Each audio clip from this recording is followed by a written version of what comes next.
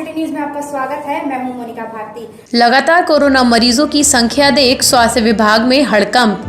लगातार 300 से 400 मरीजों का आंकड़ा आने से स्वास्थ्य विभाग में हड़कंप मचा हुआ है, जिसको लेकर सीएमओ ने पत्रकारों से बातचीत के दौरान बताया कि मरीज की संख्या लगातार बढ़ रही है, जिसको देखते हुए हम लोगों ने प्राइवेट हॉस्पिटल को हायर किया है, जिसमें मरीजों का उपचार किया जाएगा।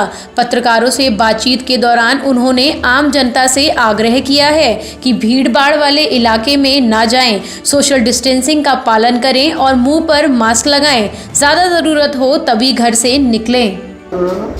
उसमें कुछ ज़्यादातर मरीज तो हमारे होम आइसोलेट ही हो रहे हैं, होम घर में रख कर ही उनको दवाई देके और उनको देख रेख करके उनका इलाज हो रहा है वहीं पर घर पर ही। और कुछ मरीज हमारे भर्ती हो रहे हैं, उसके लिए हमने जो व्यवस्था करी है, हमारे करीब यहाँ पर 1168 बेड ऑक्सीजन के और आईसीयू और एचडीयू के हमने बनाए हैं, जिसमें कि 917 बेड अभी खाली भी है हमारे पास। और जो 3 हमारे मेडिकल कॉलेज हैं यहाँ पर, उसमें एक L3 अस्पताल है जो कि पीलीभीत और जो बदायूं जिला है उसके भी मरीज L2 वाले जो है वहाँ पर भर्ती हो रहे हैं। तो कुछ हमारे L2 अस्पताल है, 300 बेड चिकित्सालय, 300 बिस्तर का हमारा यहाँ पर तैयार है, जिसमें 35 बेड आईसीयू के हैं। इसी तरह रोहिलखंड अस्पताल है तो 20 बेड हमारे आईसीयू के हैं। इसी राजश्री मेडिकल कॉलेज जो बना हुआ उसमें भी हमारे बेड आईसीयू के हैं। और HFNC और एक वो होता है, उसके HFNC के साथ जो है बाईपैप एक मशीन वाले बेड है, कुछ वो वाले भी हमारे हैं। इसलिए बेड के अलावा हमने कुछ ऐसा भी किया है कि यहाँ पर मरीज को खर्चा नहीं देना है जी। कुछ अस्पताल ऐसे हमने चिन्हित किए हैं जिन्होंने अपने हमसे डिमांड करी था, हम सेवाएं देना चाहते हैं जी। तो सरकारी रेट पर वो मरीजों से पैसा लेंगे, दवाई का पैसा उनको लाना पड़ेगा, लेकिन उन्होंने कुछ बेड हमें दिए जिसमें वेंटिलेटर भी है, बाईपैप भी है, HFNC भी है, कुछ में केवल ऑक्सीजन की सुविधा है। तो ऐसे हमारे करीब 8 अस्पताल हमने कर लिए। अब तक खुशलोक हॉस्पिटल है, गंगाशील हॉस्पिटल है, गंगाचरण है, आपका ये रामकिशोर मेमोरियल अस्पताल है, साई सुविधा हॉस्पिटल है, 60 बेड दिए हैं। इसी तरह से एक सिद्धि विनायक अस्पताल है, एक विनायक अस्पताल है। तो उसमें उससे हमें फ़ायदा थोड़ा ये होगा कि यदि कोई मरीज उसमें पहले से बिना कोरोना वाला भर्ती है और वो कोरोना पॉजिटिव आ जाता है तो वहीं के वहीं उसका इलाज हो जाएगा। उसको एम्बुलेंस ला के दूसरे अस्पताल में भेजना वाले का समय व्यतीत नहीं होगा, इससे मरीजों की जान बच सकेगी। सर, जानना चाहेंगे कि पूरे जिले में जो है इस समय कोरोना पेशेंट्स की कितनी संख्या होगी? एक्टिव केसेस हमारे जो पूरे जिले में है वो 2312 है, जिसमें से 2312 मरीज में से कुछ 255 मरीज हमारे भर्ती है अलग अलग अस्पतालों में, जिनका इलाज चला जा रहा है। सर, जिस तरह से देखा जा रहा है कि मोहम्मद साहब की शान में गुस्ताखी करने वाले युवक के खिलाफ रजा एक्शन कमेटी का प्रदर्शन पिछले काफ़ी समय पहले मोहम्मद साहब की शान में गुस्ताखी करने के विरोध में सैकड़ों मुस्लिम समाज के लोग इस्लामिया मैदान में उतरे थे। वह मामला शांत नहीं हुआ। शुक्रवार को थाना कोतवाली के मोहल्ला ख्वाजा कुतुब में रहने वाले धनंजय गुप्ता ने सोशल मीडिया पर मोहम्मद साहब की शान में गुस्ताखी कर डाली, जिसको लेकर रजा एक्शन कमेटी के पदाधिकारी कोतवाली पहुंचे, जहां उन्होंने इसकी शिकायत कोतवाल से की। कोतवाल ने तुरंत इसकी जांच शुरू कर दी है। कोतवाली आए रजत चंद कमेटी के पदाधिकारियों ने बताया। मेरा नाम इमरान रज़ा बरकाती, मैं ऑल इंडिया रज़ा एक्शन कमेटी का राष्ट्रीय सचिव, दरगाह आला हज़रत बरेली शरीफ। आज हम लोग कोतवाली बरेली में इसलिए हाज़िर हुए हैं कि एक शख्स है जिसका नाम धनंजय गुप्ता है, उसका ताल्लुक़ बरेली से है। उसने हमारे नबी करीम सल्लल्लाहु ताला अलैहि वसल्लम की शान में गुस्ताखी की है और ऐसी गुस्ताखी की है जो नाकाबिले बर्दाश्त है। अगर ये तरीके रहे तो ये लोग जो हैं, जो अमन के दुश्मन हैं, ये हिंदुस्तान में आग लगवा देंगे। ऐसे लोगों को जो है ना रोका जाए बल्कि फ़ौरन मुकदमा करके उनके ख़िलाफ़ सख्त कार्रवाई करके उनको जेल भेजा जाए।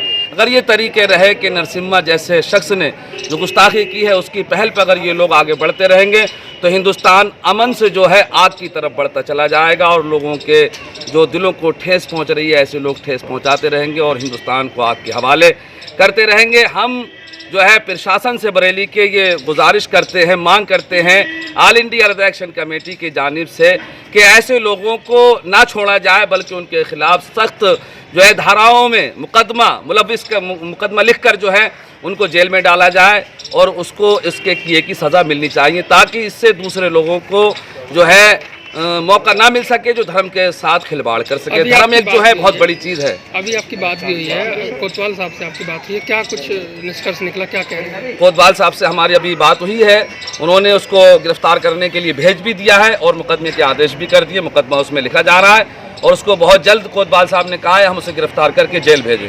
सोशल मीडिया पे कई बार इस तरह की बातें सामने आती हैं, क्या कहेंगे, ये सब चीज़ें किस तरह से रुकेंगी? ये जो तरीके हैं जो सोशल मीडिया पर जो गलत इस्तेमाल कर रहे हैं, एक तो ये है कि अपने आप को धर्म के ठेकेदार समझ रहे हैं, लेकिन धर्म का ठेकेदार उसको नहीं कहते कि दूसरे के धर्म को जो है आग लगाई जाए, दूसरे के धर्म के मानने वालों के दिलों को ठेस पहुंचाई जाए। इसका नाम धर्म नहीं है। धर्म उसका नाम है कि लोगों की भावनाओं का ख्याल रखे, एक दूसरे को समझे। ये हिंदुस्तान की परंपरा है कि हमारे हिंदुस्तान में जो है एक दूसरे को समझते हैं और हिंदू मुस्लिम सिख ईसाई सब मिलजुल कर रहते हैं। इससे कभी भी कोई बात नहीं हुई, लेकिन जब से नरसिम्हा जैसे आदमी ने ये आवाज़ उठाई है, अब छोटे छोटे लोग भी इस पर जो है आवाज़ उठाने लगे हैं और ये आवाज़ उठाना मुनासिब नहीं, किसी के धर्म के साथ खिलवाड़ करना ये अच्छी बात नहीं। हार्टमैन पुल पर लगने लगे लोहे के एंगल। पिछले काफ़ी समय से चाइनीज़ मांझे की वजह से लोग अपनी जान गंवा चुके हैं और कई लोग जख्मी भी हो चुके हैं। लगातार पिछले काफ़ी समय से लोग प्रशासन से इसकी मांग भी कर चुके हैं। पुलों पर लोहे के एंगल लगवाकर तार लगाया जाए, जिसकी वजह से मांझा नीचे नहीं आएगा और लोगों की जान बच सकेगी। प्रशासन ने देर से सही लेकिन शहर की जनता के लिए सोचा तो कुछ ही दिनों में उनमें तार लगा दिए जाएंगे, जिसकी वजह से लोग अब पुल से आराम से निकल सकेंगे। इस खबर पर हमारे संवाददाता शुभम चंद्रा मौजूद हैं। हम जानते हैं उनसे नगर निगम द्वारा पुल पर क्या कार्य हो रहा है, तो कब तक पूरा हो जाएगा। जी शुभम चंद्रा। हमारे साथ वार्ड 42 के पार्षद भी यहाँ पर मौजूद है और काम देखने मौके पर पहुंचा। हम उनसे भी जानेंगे कि कब तक ये काम पूरा हो पाएगा और कितने लोगों को इससे राहत मिले। क्या नाम है आपका? चंद प्रकाश गुप्ता, वार्ड 42 पार्षद। क्या कहना चाहोगे, हाई दिन बरेली में हादसे हो रहे थे गर्दन कटने की वजह से, जिसको लेके आपने ये कदम उठाया है, और कब तक ये काम पूरा हो पाएगा यहाँ पर?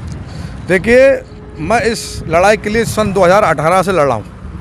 इस पुल पर तार एंगल के लिए मैंने एक प्रस्ताव 2018 में मेरे पड़ोस में ही राम कुमार सागर साहब का बेटा, करीब उम्र 12 साल, चाइनीज़ मांझे से गर्दन कटने के कारण तत्काल उसकी मृत्यु इसी पुल पर हो गई, जो कि मेरे आंखों के सामने हुई।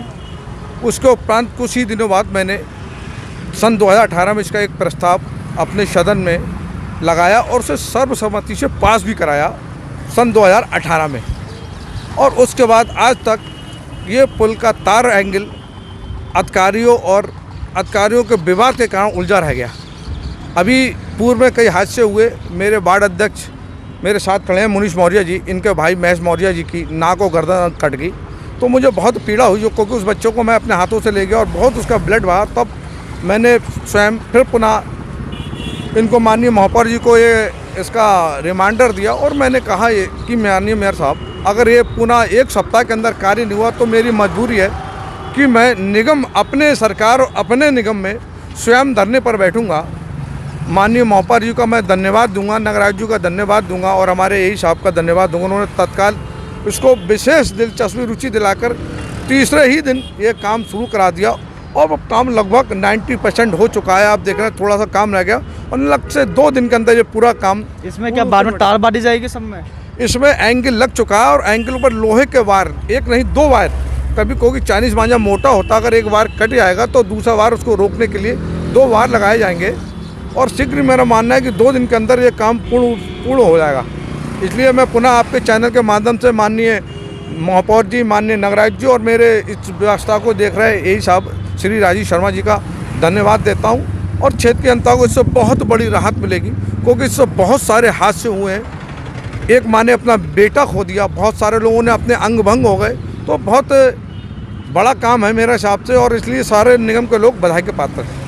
जैसे कि आपने देखा कि यहाँ पर जो पार्षद है जिनने यहाँ पर 5 दिन पहले यहाँ पर काम कराना स्टार्ट किया था, महापौर जी से कहा था कि इस काम को जल्द से जल्द कराएगा और तीसरे दिन ये काम स्टार्ट हो चुका है। 2 दिन आज से और लगेंगे, जिसको लेके यहाँ पर काम पूरा किया जाएगा। और इसमें जो लोहे के एंगल आप देख सकते हैं कि इसमें तार बांधा जाएगा, जिसको लेकर बरेली की जनता को हादसे से कम गुजरना पड़ेगा और चाइनीज़ मंजे से लोगों की जान बच पाएगी। ऐसे लेटेस्ट अपडेट पाने के लिए बने रहिए सिटी न्यूज़ के संग। मैं शुभम चंद्र, अपने सोई के सत्यम के संग, सिटी न्यूज़ बरेली। रमज़ान में हज यात्रियों के लिए आई अच्छी खबर। हज कमेटी में जारी एडवाइस। हज यात्रा 2021 हज यात्रियों के लिए हज कमेटी ऑफ इंडिया ने सर्कुलर जारी किया है। हज कमेटी ऑफ इंडिया के मुख्य कार्यकारी अधिकारी डॉक्टर मकसूद अहमद खान ने हज यात्रा 2021 के हज यात्रियों को सूचित किया है कि सऊदी अरब के स्वास्थ्य मंत्री मेल फॉर्म के अनुसार भारत से जाने जेद्दा के लिए जाने हज यात्रियों को सऊदी अरब जाने से पहले वैक्सीन की 2 खुराक लेना आवश्यक है। यदि भारतीय हज यात्रियों को 2021 में शामिल होने की अनुमति दी जाती है तो मध्य जून से निवर्तमान उड़ानें शुरू होंगी। जिन लोगों ने हज 2021 के लिए आवेदन किया है उन्हें सलाह दी जाती है कि वे अब वैक्सीन का पहला टीका इसी माह लगवा लें ताकि प्रस्थान के समय वैक्सीन का दूसरा टीका उन्हें 1 माह बाद दिया जा सके, ताकि हज यात्रा के लिए खुद को तैयार रखा जा सके और टीकाकरण नहीं होने की कोई बाधा नहीं होनी चाहिए। हालांकि यह स्पष्ट है कि अभी तक हज 2021 के बारे में कोई आधिकारिक संचार सऊदी सरकार से प्राप्त नहीं हुआ है। हज 2021 की सारी प्रक्रिया सऊदी अधिकारियों के अनुमोदन के अधीन होगी। हज कमेटी ऑफ इंडिया के मुख्य कार्यकारी अधिकारी डॉक्टर मकसूद अहमद खान ने सर्कुलर जारी किया है और सभी राज्य व केंद्र शासित प्रदेश हज समितियां, संयुक्त सचिव हज, अल्पसंख्यक कार्य मंत्रालय नई दिल्ली, निदेशक हज, अल्पसंख्यक कार्य मंत्रालय नई दिल्ली, कंप्यूटर सेक्शन हज कमेटी ऑफ इंडिया HCOL की वेबसाइट पर अपलोड कर दिया है। बरेली हज सेवा समिति के संस्थापक पम्मी खान वारसी ने कहा कि सभी हज यात्रियों से अपील है कि वो तैयारियों को बतौर अपना पहला टीकाकरण कराएं। आगे हज कमेटी ऑफ इंडिया और सऊदी अरब सरकार की गाइडलाइंस के मुताबिक आगे की तैयारियों के लिए इंतज़ार करें। बरेली हज सेवा समिति के प्रभारी मोहसिन इरशाद ने बताया कि हज कमेटी ऑफ इंडिया ने सर्कुलर जारी कर दिया है, इसलिए जिन आज़मीन हज 2021 की हज यात्रा के लिए आवेदन किया है वो सभी लोग कोरोना वैक्सीन का टीका जल्द से जल्द लगवा लें ताकि वैक्सीन की दूसरी डोज अगले माह आसानी से लग सके।